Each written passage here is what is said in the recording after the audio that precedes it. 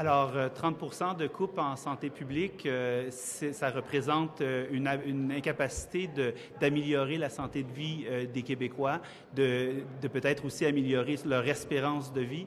Nous, on trouve que c'est insensé. Il devrait y avoir un changement. Alors, je suis un membre actif du Mouvement citoyen pour la santé publique et je vous invite à venir consulter le vidéo et surtout remplir la pétition en ligne qui s'oppose aux coupes en santé publique et qui demande au ministre responsable de surseoir à sa décision. Je vous présente M. Michel Mongeon qui va venir faire une présentation de c'est quoi la prévention et pourquoi les coupes actuelles en santé publique ne sont pas que des coupes administratives, mais vont toucher véritablement des services et surtout le bien-être de la population. Oui, bon, merci Mathieu. Bonjour, merci. En fait, je suis un citoyen impliqué dans le mouvement citoyen pour la santé publique et je peux dire que je suis un citoyen qui est préoccupé, inquiet du mouvement que le gouvernement a de réduire, au fond, les budgets en prévention au Québec. Oui, on parle de 30 de coupure, c'est important. La prévention, ça a toujours été un petit morceau du budget de la santé, un 2 sur 40 milliards, donc on parle d'à peine 70 millions. Donc, on vient trancher, là, au fond, sans faire tomber trop dans les chiffres. 30 c'est beaucoup de monde, c'est beaucoup de ressources. On entend du gouvernement sur plein de plateformes que les coupes sont administratives. Au fond, avant le projet de loi 20, les directions de santé publique faisaient partie des agences de santé et des services sociaux. Donc, les agences, c'est bien sûr tout le personnel des agences, c'est un personnel qui, au fond, je peux dire, entre guillemets, bureaucratique. Et les directions de santé publique qui font partie des agences comprennent des équipes professionnelles, des nutritionnistes, des infirmières, des toxicologues, des urbanistes, des sociologues, en fait, toute une équipe multidisciplinaire qui travaille à l'implantation de programmes de santé. Toucher à l'une et l'autre de ces ressources-là, et au fond, il y en a pour près de 30 millions de ces ressources-là qui ont quitté le réseau durant les dernières semaines, mais toucher à ces ressources-là, c'est toucher, au fond, aux programmes de prévention qui font une différence dans notre société en termes de réduction de la maladie. Parce que l'équation est assez simple. Moins de prévention dans le système équivaut, au fond, à plus de recours aux services. Plus de recours aux services, au fond, ça veut dire plus de coûts.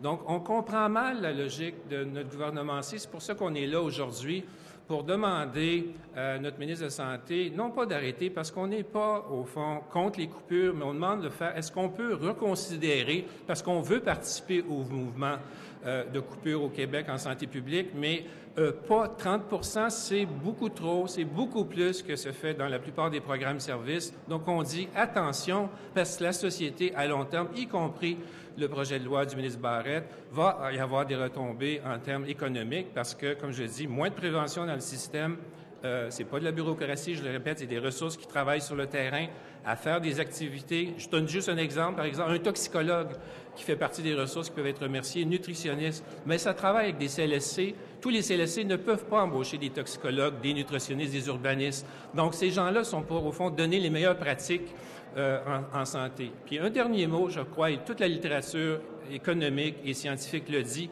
1 $ investi en prévention nous fait économiser 6 $ en services de santé. Donc, avec une telle équation, pourquoi couper dans les budgets de santé publique? Bien, pour nous, c'est une grande énigme. Donc, je passe la parole. Merci. Merci, Mathieu. Merci, Michel. Écoutez, on est devant des décisions qui ne sont pas seulement budgétaires. D'abord, on le sait, la démonstration a été faite. Prenons seulement le tabagisme, par exemple. On sait que le tiers des hospitalisations sont liées au tabagisme. Alors, si on investit un peu plus dans la prévention pour réduire le taux de tabagisme, on rentre dans notre argent très rapidement en réduisant le nombre d'hospitalisations. Je veux dire, la règle est très, très simple.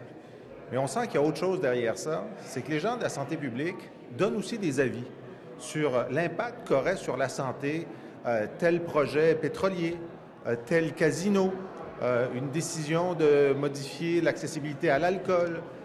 Et là, les gens de la santé publique disent, écoutez, c'est au gouvernement à décider, mais si vous faites ça, il va avoir un impact négatif sur la santé. Bien sûr, le gouvernement libéral n'aime pas ça. Il considère que c'est de la politique. Un peu comme Stephen Harper, là, ils ne veulent pas le savoir. Alors, on sent que parmi les gens qui ont été mis à la porte, il y a évidemment des nutritionnistes, des sexologues, des toxicologues, mais il y a aussi des sociologues, et des psychologues et des urbanistes qui, eux, donnaient ces avis-là. Et maintenant, ce que fait le gouvernement, c'est affaiblir la capacité de scientifiques de nous dire, dans le débat public, vous déciderez ce que vous voudrez, mais voici l'impact sur la santé. C'est des gens aussi qui s'occupent beaucoup des ce qu'on appelle les déterminants de la santé publique et comment la pauvreté a un lien avec la santé. Et si on luttait davantage et plus efficacement contre la pauvreté, on aurait des gens en meilleure santé, on aurait moins de coûts de santé, d'hospitalisation et des citoyens plus épanouis, plus productifs. Alors ça, il semble que les libéraux, ils ne veulent pas entendre ça non plus. Il y a une citation de la ministre responsable de la santé publique qui a dit en privé, écoutez, ça c'est de la politique, si vous voulez faire de la politique, faites-vous élire. Ça, c'est un genre de dérive, de refus de la science auquel on pensait que le Québec avait échappé. On pensait que ça se passait juste au Canada. Mais il semble que ça commence à se passer au Québec, puis il faut dire non.